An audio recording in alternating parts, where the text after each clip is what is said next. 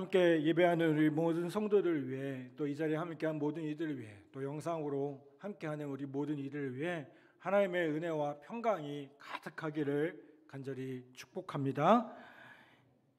미국의 한 제재소 직원이 아침에 출근해 보니까요, 자기 책상에 해고 통보가 있었습니다. 졸지에 정리해고를 당한 겁니다. 얼마나 황당했겠습니까? 이 사람은 직장과 자기 상관에 대한 복수심이 끌어올랐습니다. 그 옆에 똑같은 제재소를 만들까 생각을 했지만 자본이 없었습니다. 그는 자포자기한 나머지 집을 나가서요, 모든 것을 다 잊어버리고자 했습니다. 그런데 잊어버리지가 않는 겁니다. 몇 달 동안의 방황 속에서 그는 가진 돈을 모두 다 써버리고 다시 집으로 돌아오게 됩니다. 그리고 아내한테 이렇게 얘기합니다. 여보, 나는 자살하고 싶소. 모든 노력을 다 해봤지만 아무것도 되는 게 없어. 그때 이 아내는요, 이 남편을 향해서 이렇게 말을 합니다. 여보, 당신은 한 가지 시도를 해보지 않으셨습니다. 당신은 당신이 처한 이 상황과 문제에 대해서 진지하게 기도해 보신 적이 없으시잖아요. 이상하게 그 말이 잔소리로 들리지 않고요, 큰 감동으로 다가오기 시작했습니다. 그래, 내가 기도해 본 적이 없지. 이 사람은 아내와 더불어 기도하기 시작했습니다. 며칠 아내와 기도하며 이상스럽게요, 자기 마음속에서 직장과 상사를 향해 가지고 있었던 복수에 끓던 그 미움의 감정이 사라지기 시작합니다. 그리고 그것이 사라지니까 머릿속에 새로운 아이디어가 솟아나기 시작했습니다. 그는 자기 집을 담보로 은행 융자를 얻어서 조그만 건축 사업을 했습니다. 근데 이 건축업이 말 그대로 그렇게 잘 될 수가 없는 거예요. 5년 만에 그는 제 발로 설 수 있는 자영 사업가로 자기 기업을 갖게 되었습니다. 그런던 어느 날 기도하던 중에요, 하나님께서 그의 마음에 새로운 소원을 하나 주십니다. 하나님, 제가 건축을 하면서 여기저기 여행을 하다 보니까 좋은 호텔이 없습니다. 좋은 호텔은 너무 비싸고 작은 호텔은 너무 분위기가 안 좋아서 제가 호텔을 짓고 싶은 마음이 있습니다. 제가 우리 이웃들에게 좋은 서비스를 하기 위한 아주 깨끗한 호텔, 그러면서도 적절한 가격에 쉼을 제공할 수 있는 호텔을 짓고 싶습니다. 이런 마음의 소원을 갖게 됩니다. 하나님은 이 기도가 어떻게 됐을까요? 응답이 됩니다. 이 사람은 하나둘 호텔을 짓기 시작합니다. 그리고 그 호텔은 세계적인 체인이 되어서 홀리데이 인이라는 호텔을 갖게 됩니다. 이 사람의 이야기는 케몬스 윌슨이라는 사람의 이야기입니다. 여러분, 사람들은 문제가 생기면 그 문제에 대해서 자기 방식대로 반응을 합니다. 3가지 정도의 반응을 보인다고 합니다. 첫 번째로는요, 책임을 전가합니다. 내 탓이 아니라 누구 탓이에요? 다른 사람 탓이라는 거예요. 남 탓합니다. 두 번째로는요, 문제를 아예 덮어버리고요, 문제가 없다라고 얘기를 해요. 이거 문제 아니다라고 생각해요. 세 번째로는요, 그 문제로부터 도피하려고 합니다. 자꾸 피하려고 합니다. 여러분, 그런데 이 3가지 방식 모두 다 도움이 되지 않습니다. 그럼에도 많은 사람들이 이런 모습으로 문제를 대합니다. 여러분, 왜 우리는 우리의 현실, 우리가 갖고 있는 그 문제들에 대해서 부딪히기를 싫어합니까? 현실을 마주하는 것, 현실에 직면하는 게요, 고통스럽기 때문에 그래요. 자꾸 피하려고 하고요, 그래서 돌아가려고 합니다. 그런데 여러분, 하나님은 문제를 바라볼 수 있는, 직면할 수 있는, 피하지 않는 가장 확실한 방법을 주셨습니다. 그것이 뭐냐면 바로 기도입니다. 오늘 말씀을 보면 예수님의 모습이 나옵니다. 우리가 잘 아는 그 예수님의 모습. 예수님 오늘 말씀 보면 예수님의 상황은 어떤 상황입니까? 오늘 말씀을 보면 십자가에 달리기 전날 밤이다라고 얘기합니다. 예수님에게 십자가가 다가오고 있었습니다. 내일이면 십자가에 달리실 것을 알고 계셨습니다. 다가오는 십자가, 그 고통스러운 십자가 앞에 그 예수님은요, 다른 사람을 비난하지 않으셨습니다. 다가오는 십자가를요, 그 고통의 십자가를 똑바로 바라보고 계셨습니다. 그 십자가로부터 도피하지 않으시고 십자가라는 현실, 십자가라는 고통을 끌어안고 겟세마네 동산 감람산에 엎드리십니다. 여러분, 감람산이 어떤 곳이냐면 예루살렘 성이 보이는 바로 보이는 곳이에요. 그 맞은편에 있는 산이에요. 그곳에 가신 겁니다. 거기서 주님은 엎드려 기도하십니다. 기도로 십자가를 바라보셨고 기도로 십자가를 치셨으며 기도로 그분은 승리하셨다는 겁니다. 그런데 그날 밤 예수님의 사랑하는 제자들은 어디에 있었습니까? 무엇을 하고 있었습니까? 제자들도요, 다가오는 시련을 짐작하고 있었어요. 왜요? 예수님께서 벌써부터 경고 다 하셨거든요. 그래서 뭔가 큰 일이 일어날지는 알고 있었습니다. 그런데 제자들 뭘 하고 있습니까? 45절에 보니까 이렇게 말씀합니다. 기도 후에 일어나 제자들에게 가서 슬픔으로 인하여 잠든 것을 보시고. 제자들 마음에도 뭐가 있었어요? 슬픔이 있었어요. 걱정이 있었어요. 다가오는 어떤 고통스러운 현실 앞에서 선생님에게 다가올 무슨 사건, 무슨 일에 대한 그 두려움과 불안과 슬픔을 안고 있었다는 겁니다.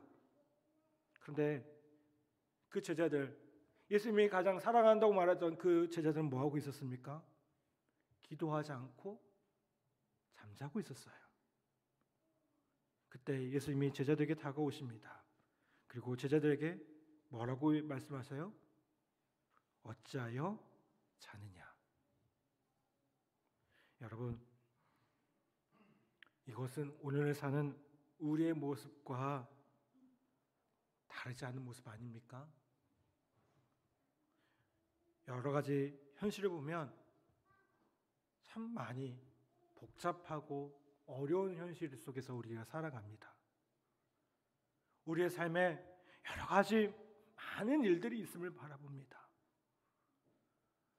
나라적으로도 그렇고요. 또 우리 지역 사회도 마찬가지고요. 학교에서도 마찬가지고요. 이제 여러분 곧 여기를 졸업하고 나아가야 되는 여러분의 상황들을 놓고 아마 벌써부터 두려운 마음과 염려하는 마음들로 가득 차 있을지도 모르겠습니다. 여러분, 이때 우리가 무엇을 해야겠습니까? 괜찮아. 문제 없어. 아무 일이나 안 일어날 거야. 아니요. 우리가 그렇게 외면한다고 해서 되는 일이 아닙니다. 그 상황들을 분명히 바라보실 수 있으셔야 돼요. 그리고 우리가 해야 할 것이 있습니다. 바로 뭡니까? 기도하는 일입니다. 주님은 괜찮아. 아무 일도 안 일어날 거야. 그러니 잠이나 자자라고 말하는 우리의 모습들을 보면서 주님은 말씀하십니다. 어찌하여 자느냐?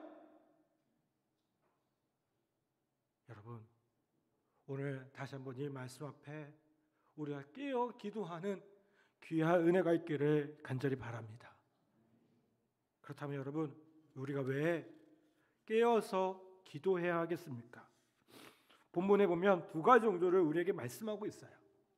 먼저는 시험에 들지 않게 하기 위해서 깨어서 기도해야 됩니다. 한번 따라서 봅시다. 시험에 들지 않기 위해서. 여러분, 40절의 말씀은 뭐라고 얘기합니까? 그곳에 이르러 그들에게 이르되 유혹에 빠지지 않게 기도하라라고 얘기해요.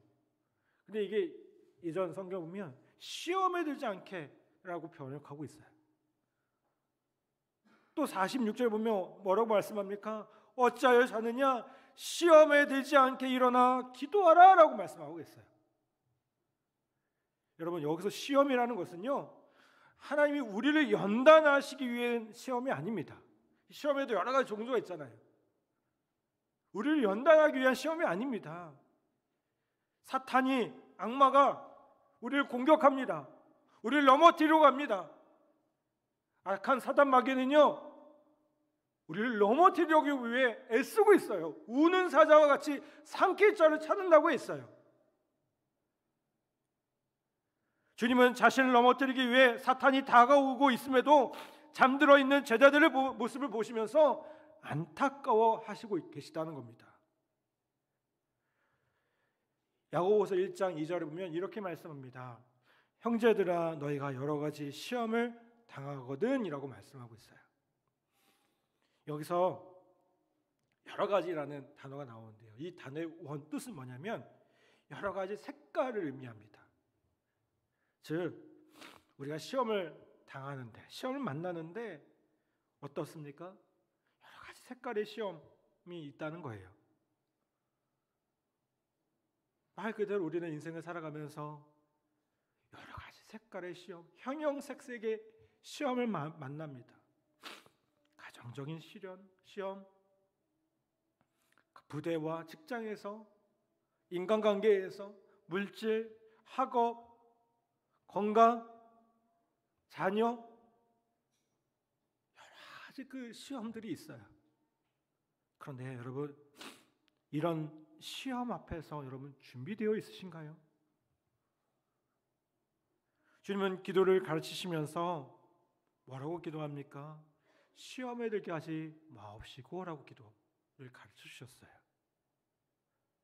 여러분, 시험 많은 이 세상, 시험 속에서 나를 지키기 위해서 오늘 절실하게, 오늘 우리의 삶의 장에서 우리는 얼마나 기도하고 계십니까? 여러분, 시험에 들지 않도록, 시험에 빠지지 않도록 먼저 기도하는 우리 모두 되기를 간절히 바랍니다. 우리가 깨어서 기도해야 될 두 번째 이유는 무엇이냐면 하나님의 뜻을 이루기 위해서임을 보게 돼요. 한번 따라서 봅시다. 하나님의 뜻을 이루기 위해서입니다. 여러분, 시험에 들지 않는다는 것은 소극적인 면입니다. 그렇죠? 근데 기도에는 또 뭐도 있을까요? 적극적인 모습도 있어요.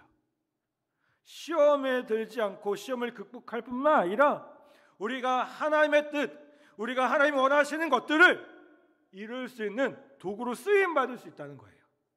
아멘. 우리가 기도할 때요, 하나님께서 우리를 통해서 역사하십니다. 제가 너무나도 좋아하는 말씀이 예레미야 33장 3절의 말씀이에요. 너는 내게 부르시라, 내가 내게 응답하겠고 내가 알지 못하는 크고 은밀한 일을 내게 보이리라. 아멘.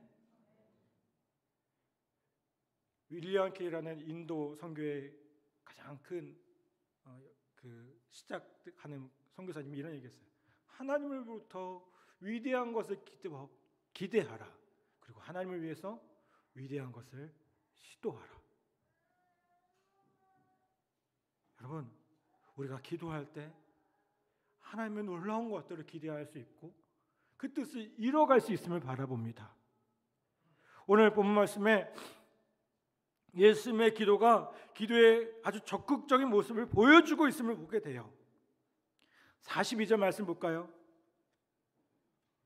너무나도 잘 아는 말씀이죠. 42절 말씀. 우리 함께 봉독합니다. 시작.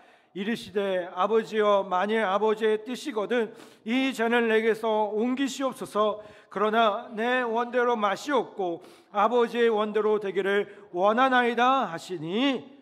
아멘. 여러분, 예수님 뭐라고 기도하세요? 내 원대로 마시옵고 아버지의 원대로 되기를 원하나이다. 아버지의 뜻대로 되기를 원합니다. 아버지 원하시는 대로 되기 원합니다. 그 십자가, 그 무거운 것이 있지만 그것이 주님 뜻대로, 아버지 뜻대로 이루어지기 원합니다라고 기도하고 있다는 거예요. 여러분, 우리는 날마다 하나님의 뜻을 구한다고 하지만 자기라는 울타리를 넘어서기가 쉽지 않아요. 그래서 자꾸 하나님께 뭐라고 합니까?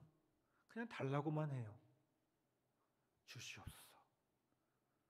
무엇을 위해서 달라고 하고 기도하시지 않나요? 여러분, 하나님의 뜻을 구하고 계십니까? 하나님의 마음으로 구하고 계십니까?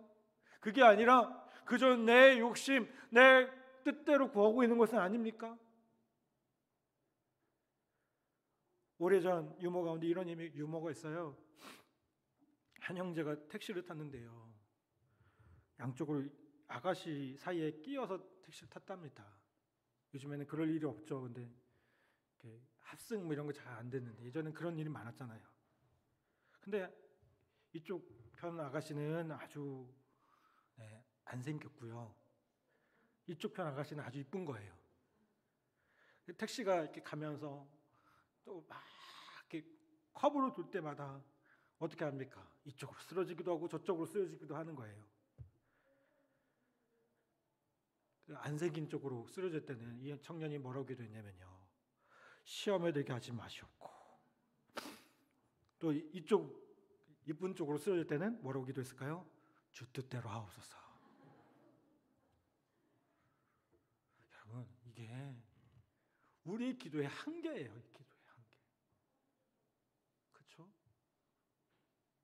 여러분, 기도는요, 시험을 극복할 뿐만 아니라 하나님의 뜻을 이루는 놀라운 역사의 도구임을 보게 됩니다. 아멘. 여러분, 하나님은 저와 여러분을 위해서 놀라운 것들을 계획하고 계십니다. 우리의 가정을 위해서, 우리의 교회를 위해서, 그리고 우리가 섬겨야 될 그 부대를 위해서, 나라와 민족을 위해서, 온 열방을 위해서 그 놀라운 계획을 갖고 계시다는 겁니다. 그런데 왜 그 놀라운 것들이 이루어지지 않나요? 혹시 기도하지 않기 때문은 아닙니까? 구하지 않기 때문은 아닙니까? 잠들어 있기 때문은 아닙니까? 우리가 기도할 때 여러분, 하나님의 놀라운 역사가 일어날 줄 믿습니다. 그런데 제자들은 잠들어 있습니다. 저와 여러분은 또한 잠들어 있지 않은지를 한번 돌아보셨으면 좋겠어요. 여러분, 이제 다음 주간 내일부터 한 주간 기도하자고 했습니다. 여러분, 습관적으로 해도 좋고요. 자, 일부러 우리 각 교회별로 특성도 하게 하고요. 그렇게 하거든요.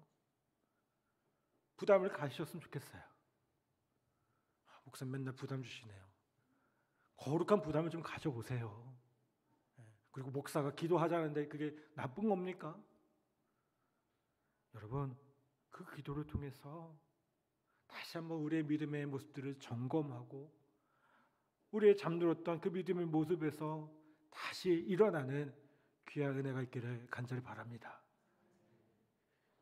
제가 학위과정 집사님들하고 이렇게 모임을 하다 보면 어떤 집사님 그런 얘기를 해요. 목사님, 여기서 너무 편하니까 신앙이 자꾸 떨어지는 것 같아요. 자, 그런 얘기를 들을 때마다 무슨 생각한 줄 아세요? 더 빡세게 그렇게 해야겠구나. 여러분, 다시 한번 우리가 믿음의 모습에서 일어나기 위해서, 잠들었던 우리의 믿음의 모습에서 일어나기 위해서 기도의 재단을 다시 한번 쌓는 귀한 은혜가 있기를 간절히 바랍니다. 44절 보면요, 예수님께서 기도하실 때 어떻게 기도하셨습니까?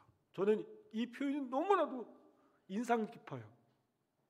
땀이 땅에 떨어지는 핏방울같이 이라고 표현하고 있어요.